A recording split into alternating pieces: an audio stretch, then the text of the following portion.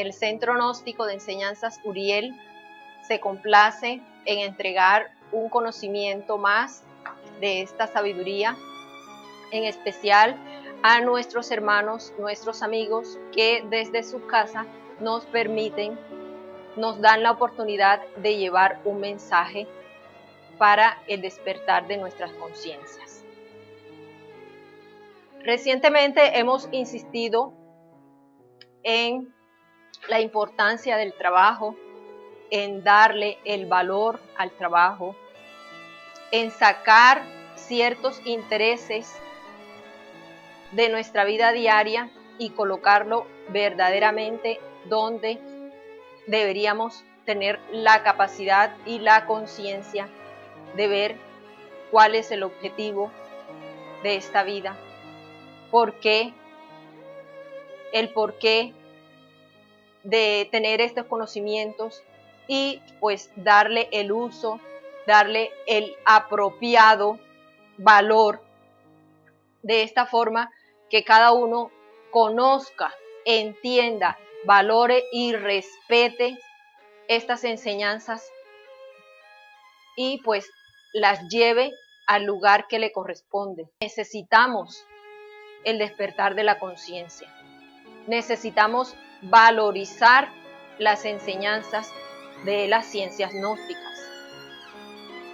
Valorizar el trabajo, entender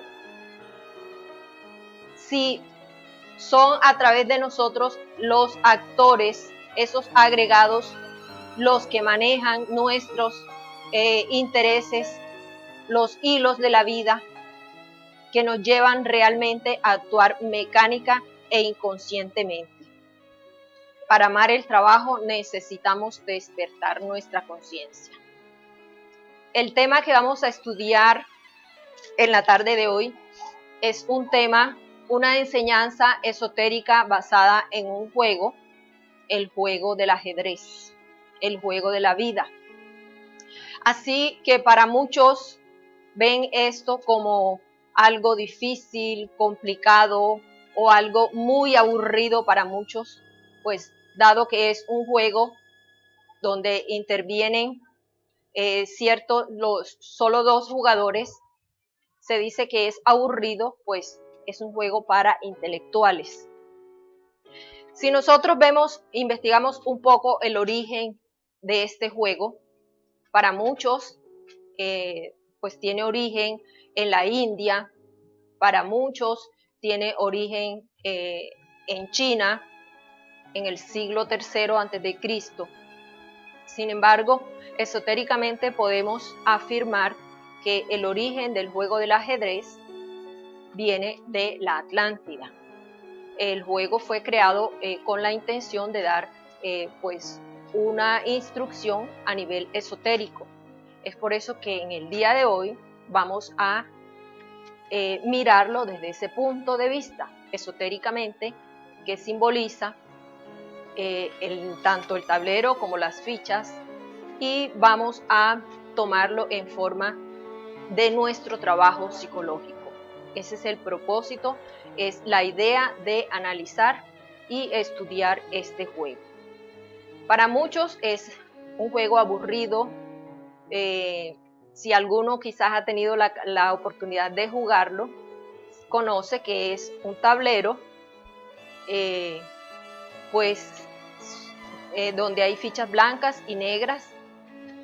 Pues el tablero, si nosotros lo miramos esotéricamente, nos viene a recordar ese simbolismo de nuestra vida dual, que somos seres duales. Tenemos la capacidad tanto a nivel físico y a nivel etérico, pues de estar influenciado por esas 2 fuerzas, lo bueno, lo malo. Eso nos recuerda también el día, la noche, nos recuerda también las fuerzas del bien representadas por nuestro amado Señor Jesucristo y las fuerzas del mal representadas por el máximo exponente de las fuerzas de la oscuridad, que es Yahvé. El tablero, cuando uno juega ajedrez, dentro de las indicaciones, las casillas en el lado derecho de cada participante debe quedar una casilla blanca. Esa es la forma en que vamos a cuadrarlo, porque como tiene 4 lados, esos cuatro lados nos viene a recordar los puntos cardinales: norte, sur, este y oeste. También nos recuerda las 4 estaciones. Les decía, esos 4 lados que vienen a representar los 4 puntos cardinales. Para empezar, se inicia con las fichas blancas. Cuando es un torneo a nivel ya profesional, ya se escogen, el jugador que tiene la capacidad de escoger es aquel que tiene pues mayor número de partidos jugados y ganados, o sea, el jugador que tiene mayor prestigio, por decirlo así.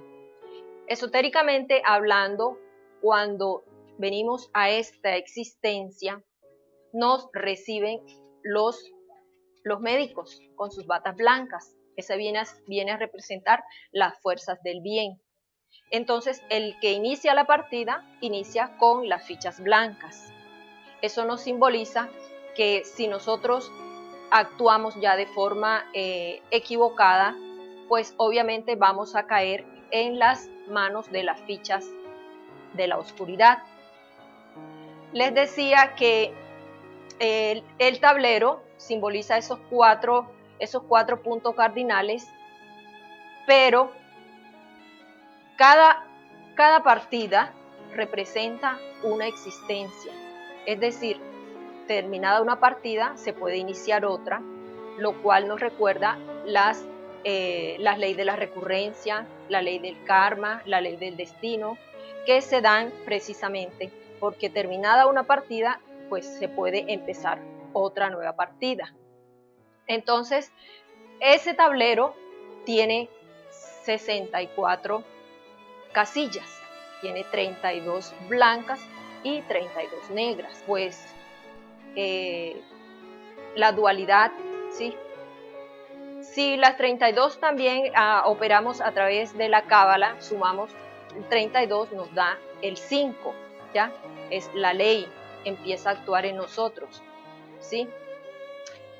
Vamos a hablar ahora acerca de las fichas. ¿Cuáles son las fichas? ¿Cómo se mueven? ¿Cuál es el simbolismo esotérico de cada una de ellas? Los primeros que se encuentran ubicados en las primeras casillas, las primeras 8 casillas, son los peones. Son 8 y también nos recuerda en el tarot la ley, pues el sufrimiento, cómo empezamos en estas luchas, en estos dolores. Si el peón representa el soldado, si nosotros actuando a través de las manifestaciones del ego, de nuestra inconsciencia, nos dejamos llevar, simplemente nos convertimos en peones, ¿ya? Que van al servicio del rey, pero siendo inconscientes, somos fichas que tienen muy poco movimiento. Pues como veremos, los peones se mueven solamente una casilla, o se mueven 2 cuando inician las fichas blancas e inicia el peón, mueve 2 casillas. Eso representa la falta de conocimiento del ser humano, un conocimiento superior para poder entender, para poder llevar a cabo las jugadas de una forma consciente y de una forma inteligente. El peón, decía, se mueve solamente una casilla, pues tiene la capacidad de convertirse en una reina, ¿ya? Si al final, en cierta situación del juego, el peón logra pasar las 8 casillas, es decir, logra llegar hasta el terreno del juego opuesto, se convierte en una reina. Puede pedir que se le convierta en reina cuando la reina ha sido atrapada, ¿ya? Es decir, si como jugador he perdido la reina, y un peón llega a la octava línea, se puede convertir en reina, puede pedir que sea sustituida. Los alfiles, por ejemplo, antiguamente se le conocía como los obispos, son los que están más cerca del rey, nos representa también y nos recuerda esotéricamente la lanza y la guadaña, es decir, la Madre Divina con la capacidad de destruir los agregados psicológicos y con la capacidad de crear los cuerpos existenciales del ser. También tenemos las torres. Las torres nos vienen a recordar esotéricamente el trabajo de la autoobservación. Y la torre, en la época medieval, pues se le daba al neófito un cincel para pulir las torres. Es símbolo también de nuestra energía sexual. Esa energía sexual es la única que nos da la fuerza y la capacidad para llevar a cabo el trabajo.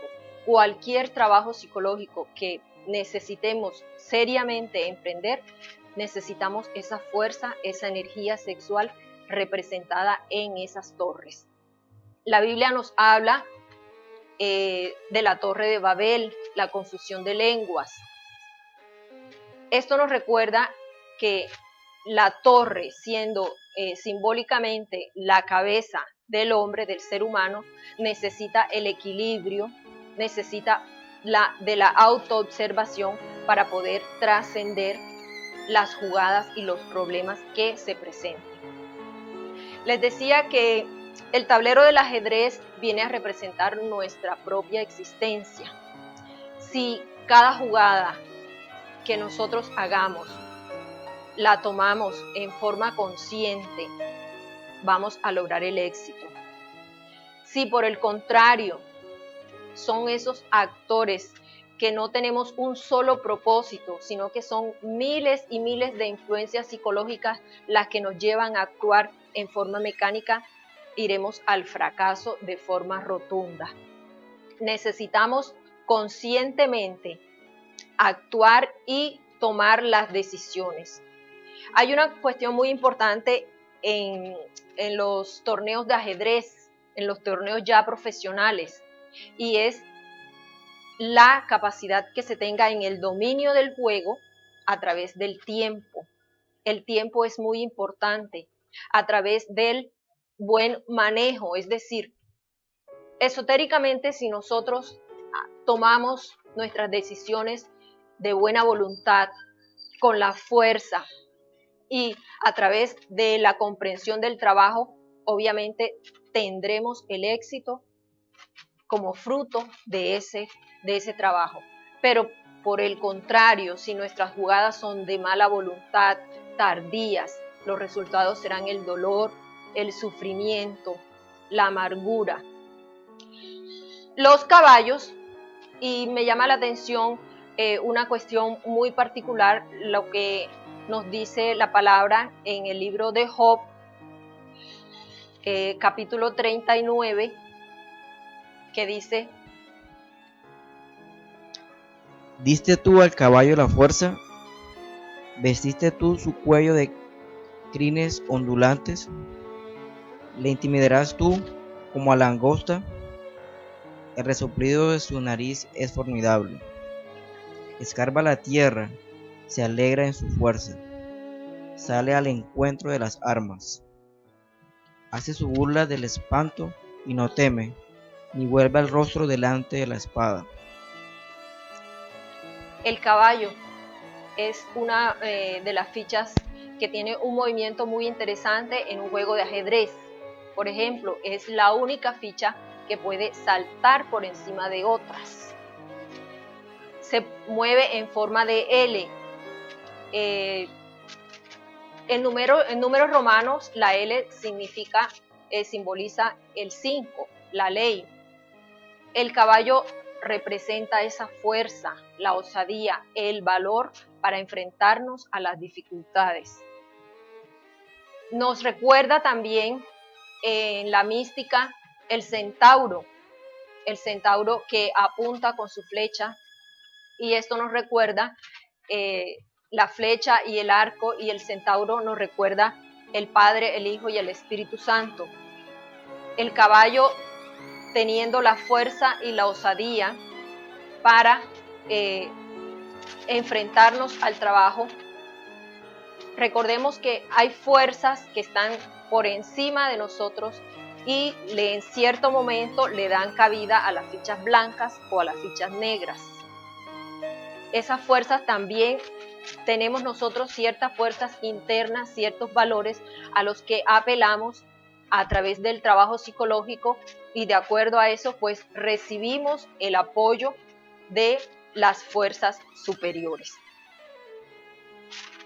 El caballo y, por ejemplo, las torres representan también nos recuerdan las dos columnas, la negra y la blanca, nos recuerda también a los dos guardianes. Las torres vienen a ser esa autoobservación. Y también tenemos a la reina y al rey. El rey viene a representar nuestro ser íntimo, nuestro real ser. El rey, pues en una partida, siempre, pues la idea es colocar al rey del jugador contrario, colocarlo en posición de jaque mate. Esa es la idea. Pero el rey siempre permanecerá siendo el rey, es decir, termina una partida y vuelve y empieza siendo nuevamente el rey.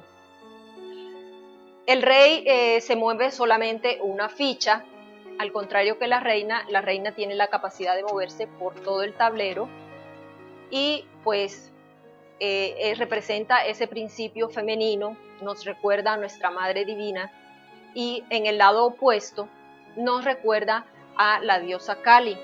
También la fornicación viene siendo esa parte opuesta a la Madre Divina. Uno de los grandes maestros dijo, el sumum de la sabiduría es la mujer, viene a ser aquella que nos atrae, nos provoca, nos ilumina, nos inspira. Ese principio femenino representado precisamente en la reina, que tiene la capacidad de moverse en cualquier dirección, y pues la reina viene a representar a la Madre Divina. Una de las jugadas interesantes que puede hacer el rey es la que se llama el enroque. Ya se mueve ya sea a la izquierda o a la derecha, pero siempre con la ayuda de las torres. La humanidad mira la vida muchas veces de forma complicada, de forma difícil, en forma pues inconsciente, incomprensible para muchos. Esto esotéricamente representado en el juego del ajedrez, pues es la falta de conocimiento, ese conocimiento superior que le puede dar al ser humano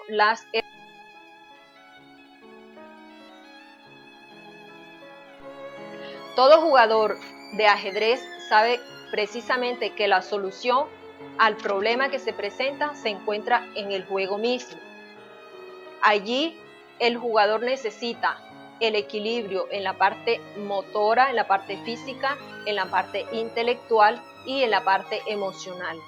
Por eso se dice que es un juego de intelectuales, que es un juego, pues no estamos acostumbrados a que se le llame un juego cuando se hace en una mesa, cuando son dos los participantes y obviamente están en completo silencio. Y es una de las cosas que llama mucho la atención, porque a través del silencio, a través de la meditación, podemos adquirir sabiduría, conocimiento. Bien, si alguien tiene alguna duda, algún aporte, alguna inquietud hasta el momento.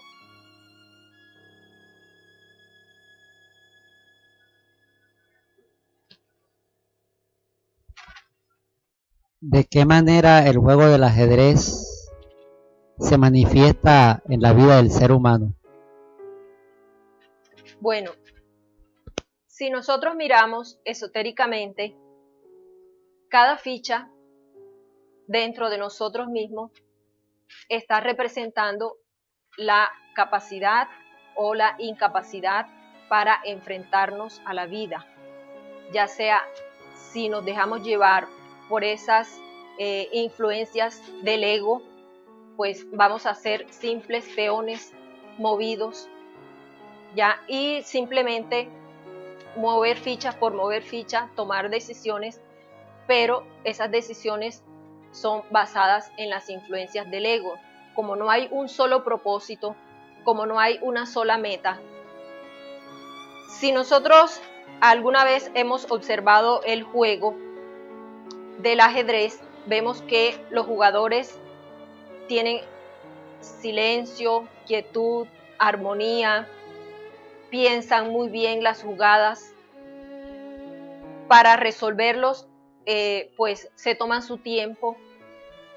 Si nosotros de forma sabia, de forma de meditación, tomamos nuestras decisiones y no nos dejamos influenciar por las circunstancias, por nuestros agregados internos, entonces nos convertiremos en buenos jugadores.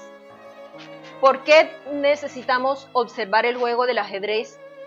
Porque necesitamos comprender muchas cosas que se mueven en nuestra vida, muchas fuerzas, muchas influencias, porque hay cierto misticismo, cierto misterio que necesita ser comprendido por la mente humana. Y esa comprensión solamente se puede llegar a través del despertar de la conciencia, solo a través de nuestro trabajo psicológico.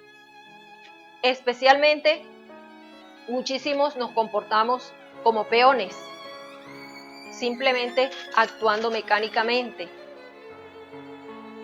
siendo arrastrados y siendo llevados simplemente por las circunstancias. Entonces, esa parte es importante comprenderla.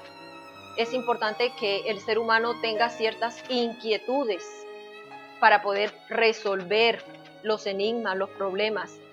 Necesitamos llevar a nuestra conciencia, a nuestra comprensión, cada situación de nuestra vida, cada problema.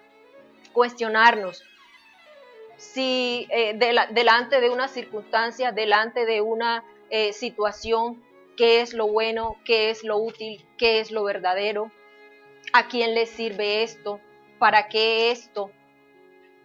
Es decir, esa parte, ponerle la comprensión, ponerle la capacidad de cuestionarnos sin dejarnos llevar, porque nuestra mente tiene la capacidad de reaccionar automáticamente. Y necesitamos comprender que la energía sexual tiene la capacidad de iluminar esa torre, como quien dice. La ilumina nuestra mente para tomar las decisiones en forma rápida, oportuna y veraz. Otra inquietud. ¿En qué momento en nosotros, en nuestra misma vida, actúan las fichas negras y actúan las fichas blancas? Bueno, les decía que el jugador que inicia, que arranca la partida, las inicia con las fichas blancas. Cuando nosotros de forma inconsciente, de forma mecánica, caemos bajo las influencias de las fichas negras, es decir, actuamos de forma inconsciente, de forma mecánica, nos equivocamos, obviamente perdemos la partida y entonces venimos a hacer parte de esas fuerzas negras y ya nos mueven las fichas negras. Es decir, toda nuestra vida se constituye en una jugada. Toda nuestra vida va a ser el futuro, del futuro para las próximas jugadas. Las decisiones que tomemos hoy van a ser hacia el futuro las consecuencias de lo que nos toque, ya sea por el lado de las fichas negras o de las fichas blancas, perdón. Nos dijiste el significado de las fichas blancas, por ejemplo, el rey, el padre, la reina, la madre, y la torre, observación. Pero en las fichas negras vemos que también un rey y una reina. O sea, están paralelos las fichas. Estas Sí. fichas, ¿qué significan? O sea, en la vida del ajedrez, nosotros, ¿qué significan? Que para nosotros poder estudiar nuestra vida en el ajedrez tenemos que también saber el significado de esas fichas. De acuerdo. Les decía que el Cristo es la representación máxima de esas fichas blancas y Yahvé viene a ser la representación de las fichas negras. Ese rey negro representa precisamente nuestro Satán personal, ¿ya? Las fuerzas que actúan de una forma ya sea al servicio del bien o al servicio del mal. Recordemos que estamos en una dualidad y esa dualidad existe tanto dentro de nosotros como fuera de nosotros. Es nuestra decisión, es nuestro libre albedrío escoger si somos representantes de la ficha blanca, si hacemos nuestras jugadas al servicio de la luz o por el contrario al servicio de la oscuridad.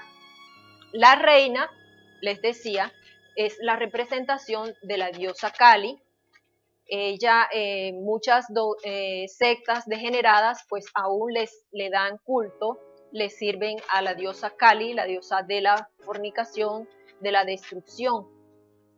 Cuando el iniciado obviamente cae, es fulminado, ya obviamente está siendo influenciado por esas fuerzas tenebrosas, especialmente con lo que tiene que ver con su energía sexual. Es muy importante que nosotros determinemos qué clase de jugadas queremos hacer. Es muy importante que determinemos a quién queremos servirle. Si queremos que el Cristo en nosotros, pues ser sus representantes, ser esos soldados al servicio de ese rey, pues nuestras decisiones, nuestras jugadas deben estar acorde con ello. Necesitamos comprender que siendo este el tablero nuestra existencia, pues no hay nada pues suelto, no hay ninguna ficha que no tenga una función. Todo es importante y todo tiene un propósito. He visto ciertos partidos de ajedrez, por ejemplo, en los que se presenta una jugada y está allí y el que la está ejecutando pues mueve las fichas con un propósito y que el contrincante muchas veces no alcanza a comprender. Esa es la realidad de nuestra vida.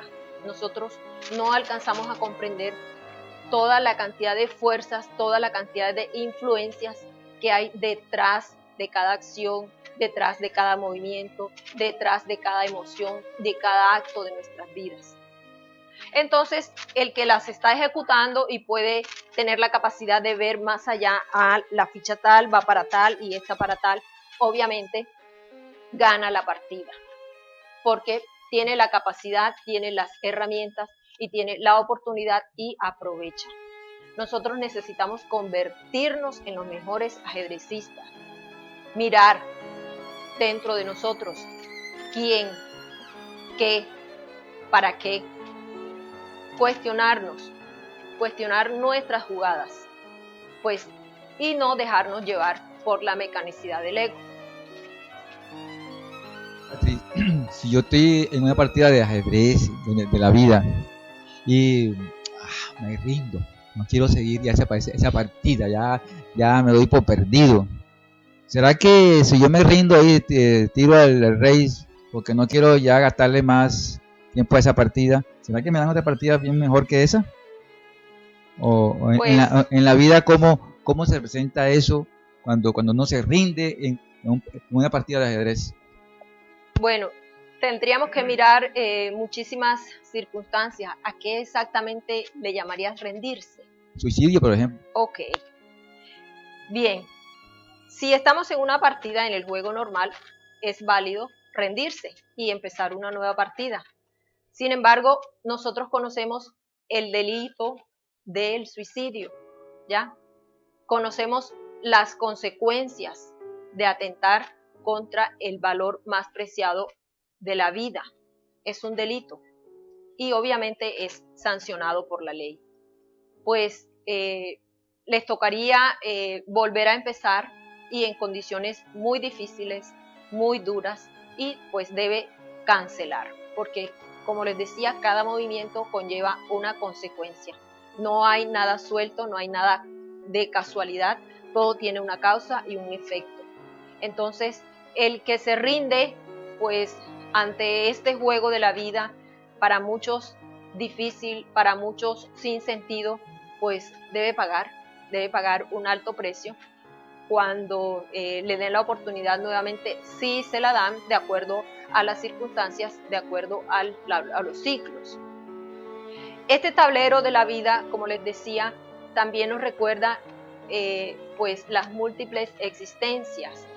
Nos recuerda ese rey viene a recordarnos a nuestro Padre íntimo y que nos da la oportunidad de tener varias jugadas, varias partidas, y bueno, nos representa en la rueda del samsara esas 108 existencias a que se nos da derecho. ¿Alguien tiene alguna otra duda? Otra pregunta, una duda que tengo: ¿por qué tanto el rey negro, supuestamente, ni el rey blanco mueren en una partida de ajedrez? Hablando de la vida. Bien, ese es inmortal. Nuestro Padre íntimo es inmortal. Cuando el iniciado, cuando el estudiante, por ejemplo, lleva una vida que no está precisamente al servicio de las fuerzas del bien, entonces es absorbido, ¿ya? Esa chispa divina es absorbida a través de ese Padre íntimo, de ese Rey, ¿ya? Nos absorbe, obviamente, porque ya no hemos cumplido se nos han acabado prácticamente los ciclos de vida, ¿ya? Negro. De igual forma, porque tiene la misma capacidad, es inmortal. Son las dos representaciones de los dos bandos opuestos, pero tienen las mismas cualidades, siendo uno al servicio del bien y otro al servicio, pues, del mal.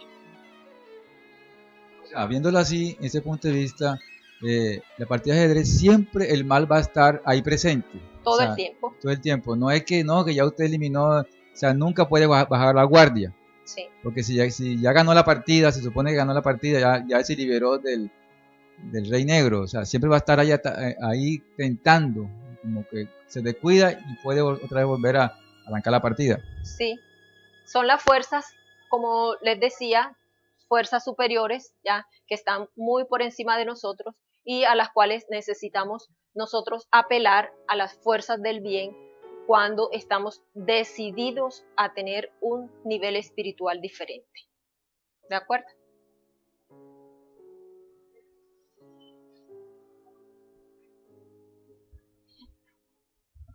Beatriz, usted dijo que el peón, después de todas las jugadas que hiciera bien hechas, se podía convertir en reina.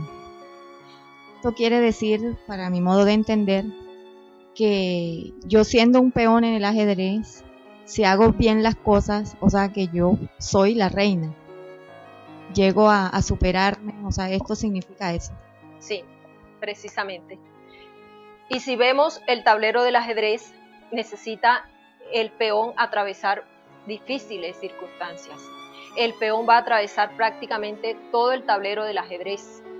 Entonces, si tiene la capacidad y la fuerza, él va acompañado, siempre las fichas van una adelante y obviamente lleva su cerco, su séquito, como le dicen, su séquito, ¿ya? El buen ajedrecista protege la ficha que va. Si en un momento dado se ve amenazada, obviamente puede atacar a la otra ficha y comérselas, como dice uno acá en el ajedrez. Entonces, los peones que van con una jugada, con un propósito, siempre van protegidos, lo cual nos recuerda explícitamente, nosotros, esotéricamente hablando, no estamos solos. No estamos solos. Por eso es que, o sea, la mayor parte de la humanidad, por lo general, siempre están, o sea, como simples peones, como se dice. O sea, no todo el mundo está preparado para tener el temple o la capacidad de llegar. Sí, también la Biblia nos recuerda que el caballo así va a la batalla y escucha las espadas, escucha los gritos de guerra y él tiene la osadía. El peón también nos debe recordar a nosotros que siendo guiado por fuerzas superiores, también tiene la capacidad de convertirse, de realizarse, pero necesita el buen acompañamiento de las demás fichas, necesita también las fuerzas superiores que le guíen. Si nosotros vemos esa representación de los peones en una guerra, los simples soldados que son colocados al frente de batalla, ¿sí? Entonces mueren. Muchos, muchísimos, miles y miles y miles, cientos, como carne de cañón colocados al frente, ¿ya? Pero están cumpliendo un propósito, están protegiendo a su reina, a su rey, ¿sí? Le sirven a ciertas fuerzas con el propósito de ayudar a las fichas que están protegiendo. Aquí, tratando de comprender un poquito sobre la ficha, me causó sensación el alfil. Dice que el alfil implicaste que es, o sea, es el consejero del rey. Bueno, en el caso del alfil blanco, bueno, es el que... Pero entonces el alfil negro, entonces es la parte opuesta, o sea, el consejero también del rey, pero Del rey negro. que como sabemos que está viendo por lo clérigo, por toda esa parte, o sea, antiguamente ese era más o menos era el panorama. Entonces vemos que en la vida práctica, vemos que a nivel místico hay malos consejeros, ¿sí? O consejeros que las cosas la vuelven turbia. Muchos equivocados sinceros, por decirlo así, que escuchan consejos, ¿ya? Que realmente no lo llevan realmente al triunfo de su partida, de su vida, sino que lo llevan al fracaso. Esos alfiles, actualmente hay muchos, ¿ya? Las personas están siguiendo esos consejos o escuchando y no buscan su voz interior, sino que son guiados por esos alfiles negros, ¿ya? Que están en la partida que estamos jugando. Entonces ya sabemos, ya si tenemos un poquito de comprensión, sabemos de qué se trata, que nuestra vida espiritual la están manejando de una forma para conveniencia de esa misma fuerza negativa. Si como estamos inconscientes nos damos cuenta de esto y realmente nos están llevando al lado para perder nuestra partida de ajedrez. Bueno, tendremos que ver que esos alfiles, pues en muchos grupos religiosos, en muchas sectas, ¿a qué los está llevando? ¿Cuál es el propósito de que haya tanta gente creyendo seguir una ideología, una enseñanza que los conduce a un callejón sin salida, que los conduce a permanecer en la inconsciencia? Si, pues, nosotros tendríamos que cuestionarnos nosotros mismos, ¿a qué nos está llevando este conocimiento? ¿A qué nos está llevando esta enseñanza? ¿Y qué queremos lograr? No es tanto mirar hacia los demás, sino que seamos sinceros y objetivos con nosotros mismos. ¿Qué estamos logrando nosotros? ¿Cuáles son esas metas, esos propósitos que realmente queremos a nivel espiritual? Bueno, ¿alguna otra pregunta? Ok, si no hay más preguntas, muchas gracias por su asistencia. Muchas gracias a nuestros hermanos que a través de sus hogares nos han permitido llevarle este mensaje. Para todos, paz inverencial.